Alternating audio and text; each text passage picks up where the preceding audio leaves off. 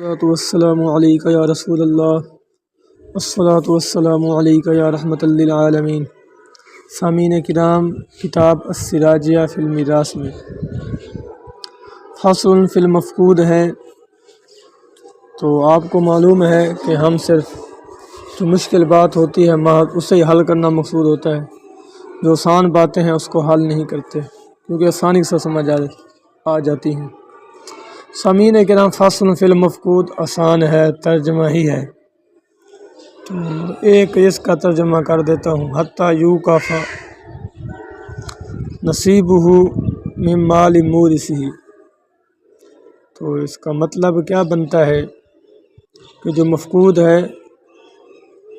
ہی ضمیر کا مرجع مفقود ہے، مفقود کے مورث کے مال میں سے اس کے حصے کو روک لیا جائے گا، یعنی نصیبہ ضمیر کا مرجع مفقود ہے، یعنی مفقود کے حصے کو روک لیا جائے گا مفقود کے وارث بنانے والے کے مال سے، یعنی مفقود گم ہو گیا، مفقود ہے، اب جو وراثت وارث بنانے والا ہے جو مر گیا ہے اس کو جو حصہ ملے گا مفقود کو، اس کے حصے کو روک لیں گے۔ جب معلوم ہو جائے گا کہ یہ مر گیا ہے، خبر ہمارے پاس اس کے مرنے کی پہنچ گئی، تب سامعین کرام کہتے ہیں وما کان موقوفا لاجلہ یرد الی وارث مورثہ، تو مفقود کا جو وارث بنانے والا ہے تو اس کے وارث کی طرف اس مفقود کے مال کو لوٹا دیں گے، یعنی جو مال مفقود کے رکھا تھا جو مورث بنانے والا ہے، جو اس کے وارث باقی ہیں مفقود کے علاوہ، اس کی طرف مال کو لوٹا دیں گے۔ اس عبارت کا مفہوم مطلب یہ ہے۔ باقی انہوں نے قاعدہ بیان کر دیا کہ اصل اس میں یہ ہے کہ مسئلے کی تصحیح یوں کریں گے، مفقود کی حالت حیات کا مسئلہ بنائیں اور حالت وفات کا مسئلہ بنائیں، تو باقی عمل جو تھا وہ کہتے ہیں ہم نے پیچھے جو سبق ابھی بیان ہم نے کیا ہے فصل فی الحمل، حمل کے اندر بیان کر دیا ہے، اس کا طریقہ کار بیان کریں گے۔ تو اس کا طریقہ یہ مثال جیسی کتاب میں لکھی ہوئی ہے، یہ آپ کے سامنے ہے، کزوج و اختین لی ابن و امن و اخن لی ابن و امن مفقود، تو اس کی مثال کے سامعین کرام ہم نے ادھر کاپی پر لکھ دیا تاکہ آپ کو سمجھنا آسان۔ سامعین کرام، یہ لکھا ہوا ہے المفقود، جو مفقود ہے در صورت میت، صورت میت میں مسئلہ بنائیں۔ ایک زوج ہے، دو بہنیں ہیں حقیقی ہیں، ایک بھائی ہے حقیقی ہے، تو اس کی دو صورتیں ہوں گی، مفقود یا تو خبر ملے گی یا مر گیا ہے یا تو یہ زندہ ہے۔ اگر سامعین کرام یہ میت ہے، مر گیا ہے، تو مسئلہ آپ کو معلوم ہے، زوج کو نصف ملے گا، اختین دو جو ہیں ان کو 2 ثلث ملے گا، حقیقی فرض کر لیں یا لاتی تو 2 ثلث ملے گا، ہم حقیقی فرض کرتے ہیں۔ آپ کو معلوم ہے نصف اور ثلث ملے تو مسئلہ 6 سے بنتا ہے، جو پیچھے بار بار گزر چکا ہے۔ سامعین کرام، 6 کا نصف 3 ہے اور 6 کا 2 ثلث 4 بنتا ہے، مسئلہ اول میں چلا گیا تو ادھر لکھ دیا، مسئلہ بن گیا 7 سے، تو 3 زوج کو مل گیا اور 4 دو بہنوں کو ملے،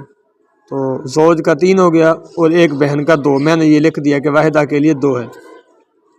اب سامعین کرام یہ تھا اس کا مسئلہ حالت میت میں، حالت حی زندہ ہونے کی صورت میں اس کا مسئلہ بنائے۔ ایک زوج ہے، 2 بہنیں حقیقی اور ایک بھائی، تو سامعین کرام کو معلوم ہے جب بھائی اختین کے ساتھ آ جائے تو اسبہ بنا دیتا ہے بہنوں کو، تو یہ ہوگا کہ زوج کو نصف ملے گا اور ان کو کیا اسبہ ملے گا،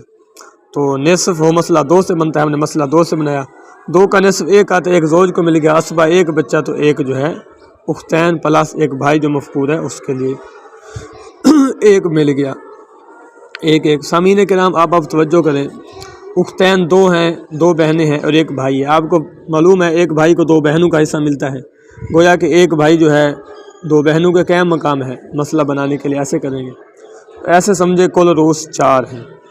کل روس 4 ہیں، 2 بہنیں ایک بھائی، 2 کے مقام ہے تو کل روس 4 فرض کر لیں۔ اب سامعین کرام نیچے آتے ہیں، تو 4 رؤوس ہیں، ایک ملا، برابر تقسیم ہوتا نہیں ہے، آپ کو معلوم ہے کل رؤوس کو اصل مسئلہ کے ساتھ ضرب دے دیں گے، تو اصل مسئلہ 2 ہے، 2 کو ضرب دیں 4 کے ساتھ، مسئلہ بن گیا 8 سے،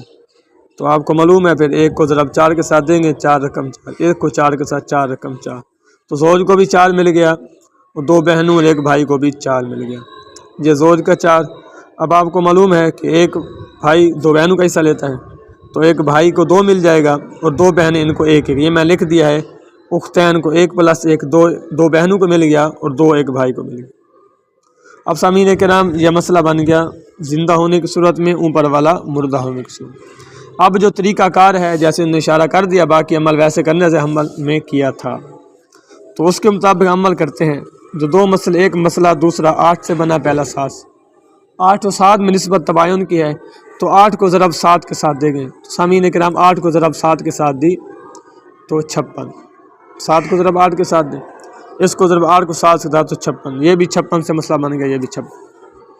अब सामीन किराम आपको ये बात भी मालूम है, जो मसला 8 से जो हिस्सा मिला, इनको इस मसले ऊपर वाले मसला के 7 वाले मसले से ज़रब देंगे। जिनको 7 वाले मसला हिस्से मिले, इनको ज़रब देंगे 8 के साथ। ये हमने ज़रब दे दी,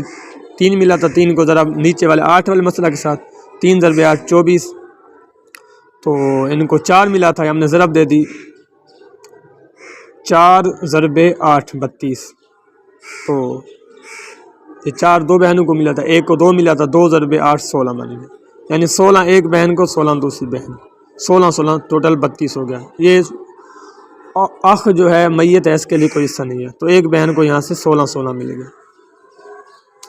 आगे चलते हैं सामीन किराम, दूसरा मसला था, तो जो मसला 8 से जो हिस्से मिले, इनको ज़रब 7 वाले मसला के साथ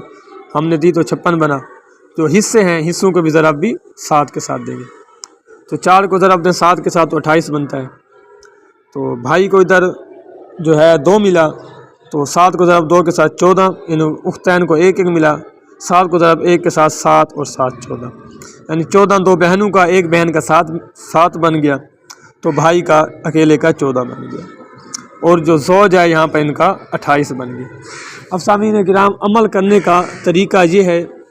कि हम अमल यूँ करेंगे, देखेंगे जो कम हिस्सा मिलता है तो वरसा को कम हिस्सा दे देंगे, जो ज़्यादा हिस्सा है उसको हम रोक लेंगे। तो आप देख रहे हैं सामने, आपके सामने पेज मौजूद है। सामीन किराम ज़ौज को जो 7 वाला मसला सूरत मैयत में ज़ौज को यहाँ से 24 मिला है, और सूरत हज में ज़ौज को यहाँ पर 28 मिला है। हम यूँ करेंगे कि ज़ौज को 24 दे देंगे और इसके 4 को रोक लेंगे। जी मैंने गोल दायरे के अंदर 4 लिख दिया है, तो 4 ज़ौज के रोक लेंगे। आगे सामीन किराम 2 उख्तैन है, ऊपर वाले मसला में उख्तैन को 16 मिलता है और नीचे वाले मसला में 7 मिलता है। तो सामीन किराम हम यूँ करेंगे कि 2 उख्तैन को 7 दे देंगे, तो क्योंकि हमने कम देना है, ज़्यादा को रोक लेना है, तो गोया कि हमने उख्तैन को 7 दिया, इधर 16 था, तो हमने 16 नहीं दिया, तो 9 रोक लिया, एक उख्तैन का 9 और दूसरी का भी 9, तो गोया कि ऐसे समझो हमने 18 जो है 2 उख्तैन का रोक लिया। अब सामीन किराम ये है कि उस मैयत की 2 सूरतें हैं, जो भाई मौजूद है, या तो फिर ज़िंदा निकल आएगा या मुर्दा। अगर वो मैयत मालूम हो गया ये मर गया है, अब सामीन किराम आपको मालूम है अगर मर गया है तो मसला ये ऊपर वाला मौजूद है। हमने ज़ौज को 24 दिया था,